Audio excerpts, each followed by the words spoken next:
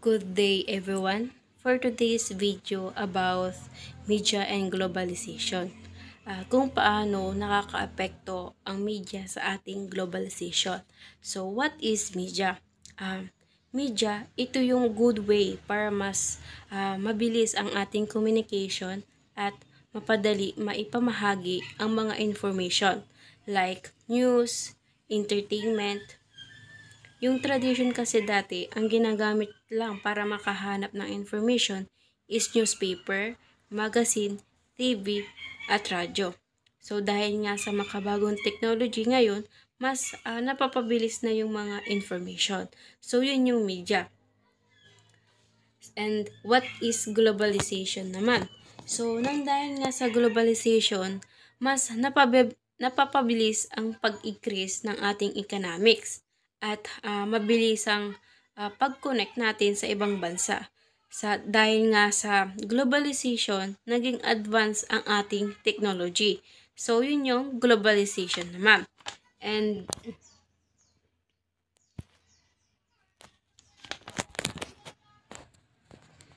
media and globalization.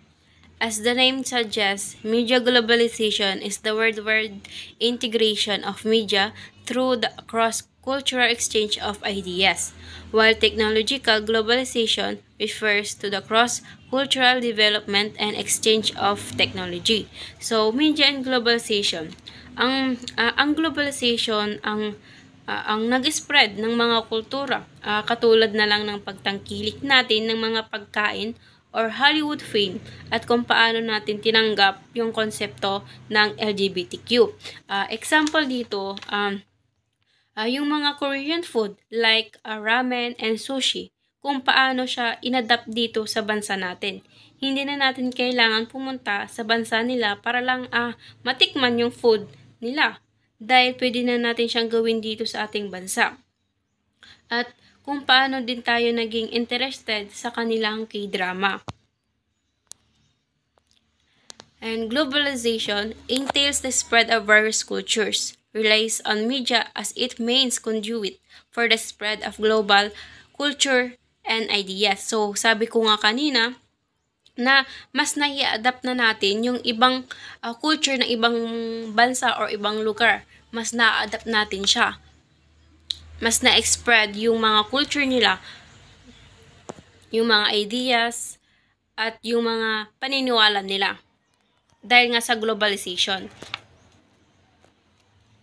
Media and its functions.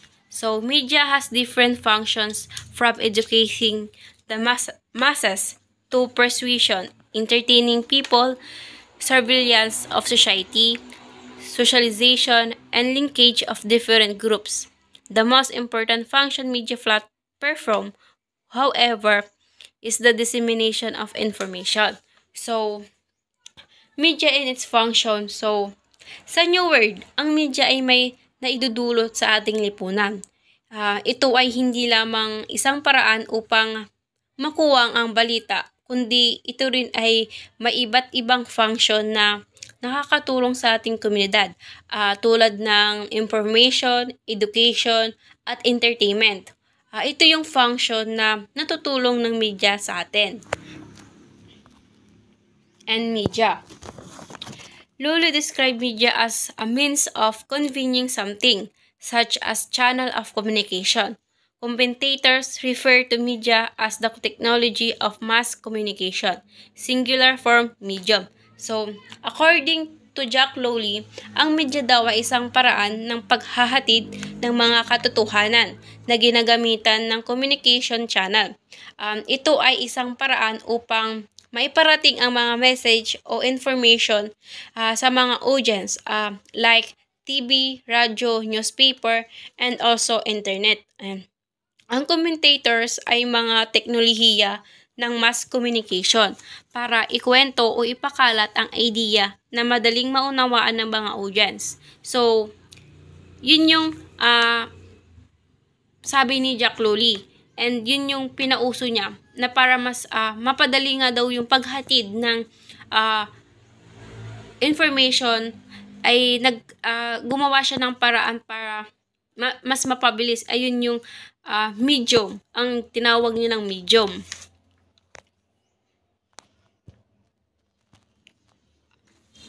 Marshall McLuhan, a media theorist, once said that the medium is the message. He did not mean the ideas. Message useless and do not affect people. Rather, his statement was an attempt to draw attention to how media, as a form of technology, reshapes societies. Thus, television is not a simple barrier of messages. It also shaped the social behavior of users and reorient family behavior. Since it was launched in 1960s, television has strayed people from dining table where they eat and tell stories to each other to the living room where they silently munch on their food while watching primetime shows. Television has also drawn people away from other meaningful activities such as playing games or reading books. So, according to Marshall McLuhan naman, hindi lang mensahe ang mahalaga, kundi anong paraan ng paghahatid ng message para baguhin ang ating kaugalian at pamumuhay. Nung napakilala na ang television noong 1960s, ay nagkaroon ng malaking impluwensya sa mga tao. Nawala yung tradisyon na gawain ng mga tao, like yung sabay-sabay kumain at pagkukwentuhan ng pamilya.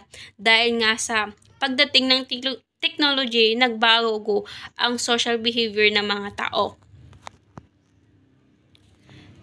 The 5 kinds of media. First one is print media, second broadcast media, third digital media, fourth internet media, and the last new media. So, the first one is print media. Print media is a form of publishing that relies open paper as its medium. Magazines, newspapers, flyers, and books are all example of print media. So, print media, alam ko familiar na din naman kayo dito sa print media na to. So, dahil dito, kumakalat ang mga information. Pero, nabawasan naman ang mga gumagamit nito dahil nga sa digital media. The second one is broadcast media. Broadcast media involves electronically and is simultaneously sending information containing signals, print messages, and audio or video content to a vast group of recipients using television, radio, newspapers, magazines, and digital media including the internet, emails, and text. So, sa broadcast media naman ay napapabilis yung message na maiparting sa mga tao sa pamamagitan ng signal o digital tulad ng video o audio na mabilisang communication sa pagpapakalat ng mga information at pagbibigay ng access sa entertainment or balita o anumang uri ng content. The third one is digital media. Digital media is any form of media that uses electronic devices for distribution.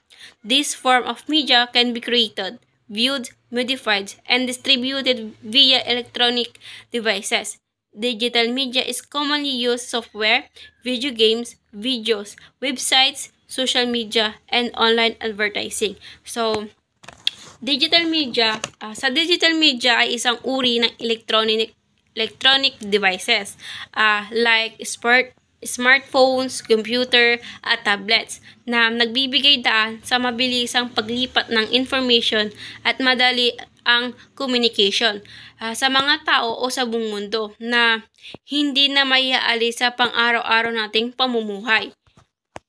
The fourth, internet media. Internet media is a means of communicating using the internet. This can include personal communication with text, images, links, videos, and voice. Internet media also includes commercial communication such as digital advertising and business communication such as online collaboration. So, internet media, ang internet ay tumutukoy sa tatlong uri ng media. It is print, broadcast, and digital. Sila yung mga sinabi ko kanina. And Sila ay may mahalagang contribution sa pagpapakalat tulad ng information, education, pakikipag-ugnayan at pagpapalago ng negosyo. So dahil nga dito, mas napapabilis yung communication para mas mapalawak pa yung kaalaman ng mga tao.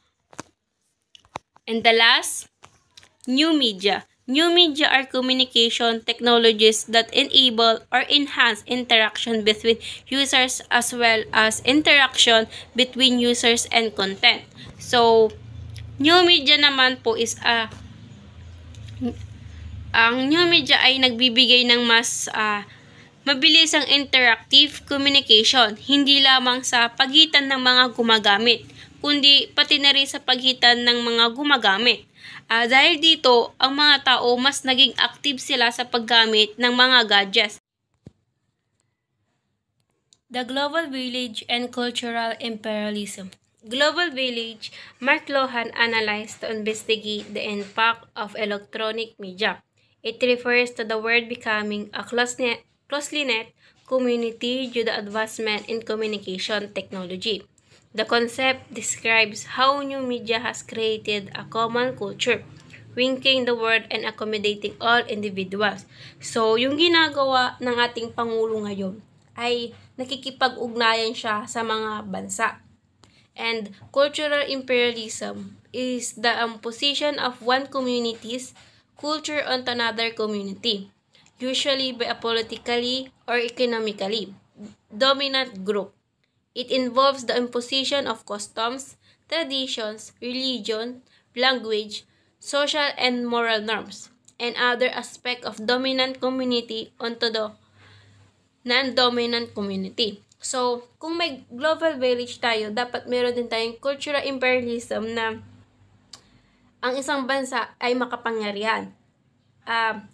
Isa sa bansang Amerika ang napili ng ating Pangulo. Dahil alam niya, ito yung makakatulong sa ating bansa. The two American ideas. The first one is Herbert Schiller, the second is John Tomlinson. So, si Herbert Schiller po ay isang media critic na nagbigay diin sa pag-unawa sa magulong ugnayan sa pagitan ng kultura, media at ekonomiya.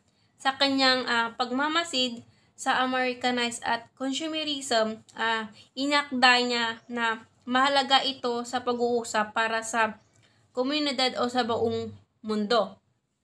And then si John Tomlinson naman ay isang consultant. He promotes homogenized, westernized, and consumer culture. Critics of cultural imperialism. In 1960s, the field of study emphasizes that media commerce are active participants in the meaning-making process, who view media text through their own cultural lenses.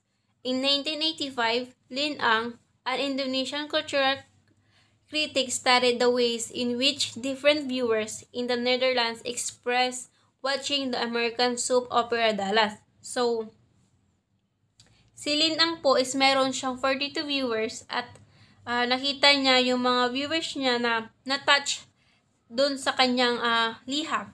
Pinagpatuloy niya pa rin yung kanyang ginagawa kahit na kakaunti lang yung mga nanonood. In 1990, Eliho Katz and Tamar Libes decided to push Ang's analysis further by examining how viewers from distinct cultural communities interpreted Dallas. So, si Eliho Katz and Tamar Libes daw po, sila yung nagtulak kay Lin Ang na analyze niya yung mga viewers niya from diverse cultural backgrounds para mas maintindihan nila yung show ng Dallas. Cultural imperialism has been belied by the renewed and strength or regional trends in the globalization process. So, may mga naging trend sa bawat bansa. So, dahil sa globalization, kumalat ito at na-adapt ng mga ibang bansa. Isa na dito ang Asian culture, for instance, has rated worldwide through globalization of media Japanese brand from Hello Kitty to the Mario Brothers to Pokemon are now in worldwide popular culture. So, alam ko na familiar kayo sa mga ito, na na-experience nyo siyang panoodin, laruin, at nagkaroon din kayo ng mga collection nito. The same can be said for Korean pop, K-pop, and Korean telenovelas which are successful regionally and globally. So, alam ko rin na naging favorite din kayo ng mga movie ng mga K-drama, or nagkaroon din kayo ng mga idol dito sa Korean pop. Like yung mga BTS, ganon. The most obvious case of globalization Asia, cousin in sushi. While through the McDonald's has continued to spread across Asia. The Philippines Jollibee claims to be the #1 choice for fast food in Brunei.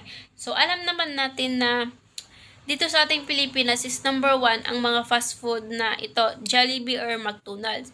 Marami ditong mga kumakain, mas lalo na yung mga bata.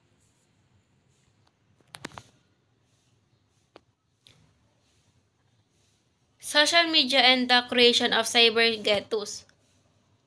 Cyber ghettos, it is a location on the cyberspace where group of community is disregarded. Social media and the creation of cyber ghettos, social media have both beneficial and negative effect.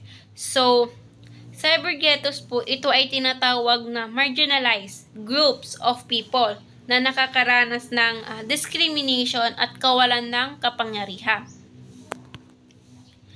Social media has both positive and negative effect. It has made communication more accessible to the public, allowing users to be both consumers and providers of information. The Arab Spring demonstrated social media's democratic potential, with activists using Twitter to coordinate and disseminate information, leading to the overthrow of governments, the Women's March. So, social media po ay ginagamit to interact and communicate to other people. You can create, share, and exchange information and ideas. You can share your express or any form you want. Beneficial and negative effects of social media. So, beneficial effects. Democratize access. Anyone with an internet connection or smartphone can use FB and Twitter for free. Have enabled users to be consumers and producers of information simultaneously. So, beneficial effects is meron itong mga kakayahan to madali ang communication and information.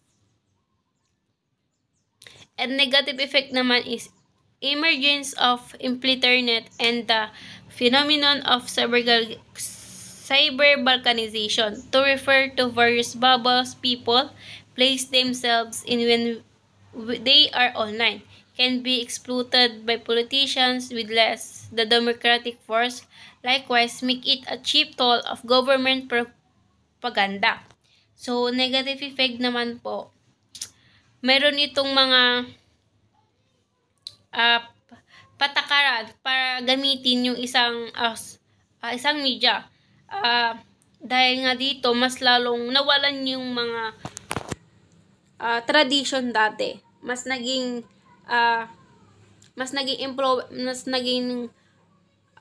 impluwensya ang mga ang technology sa atin.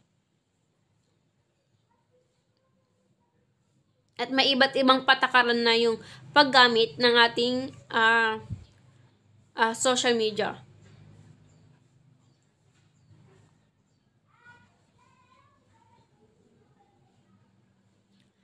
Splinternet and cyber-balkanization. So, splinternet naman, it is a clever remark created to portray the internet as it exists in each independent nation, offering its personal individual version for clients of its territory. So, sa internet po is may iba't ibang patakaran ang paggamit ng internet sa bansa. May sariling kontrol na ginagamit sa kanilang territory. Example, sa China, tinawag nilang Great Firewall of China, kung saan ang mga website na hindi pinapayagan ng gobyerno ay pwede nilang i-block. And then, the cyber balkanization naman, it portrays the method by which the restriction and the presentation of laws on internet subject matter affects destruction or fragments within.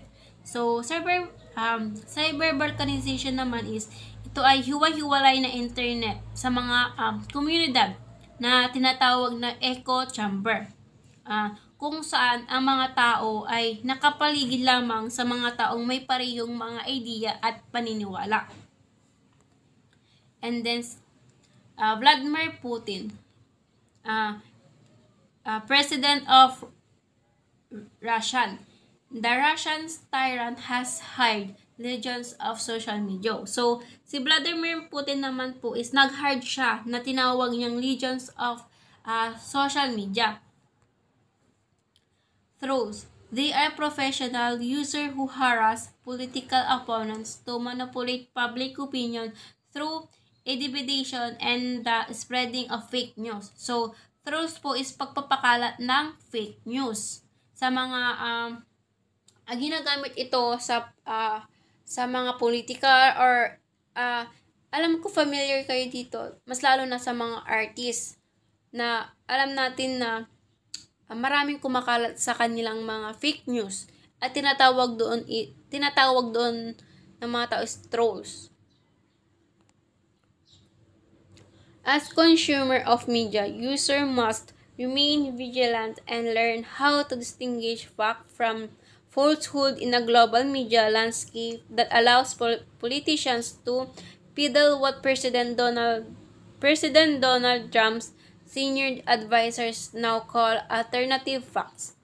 Though people must remain critical of mainstream media and traditional journalism that may also operate based on vested interest, we must also insist that some sources are credible than others. So, si President Donald Trump po, nanalo po siya bilang president because of Vladimir Putin. Kasi nga po, nag-hire siya ng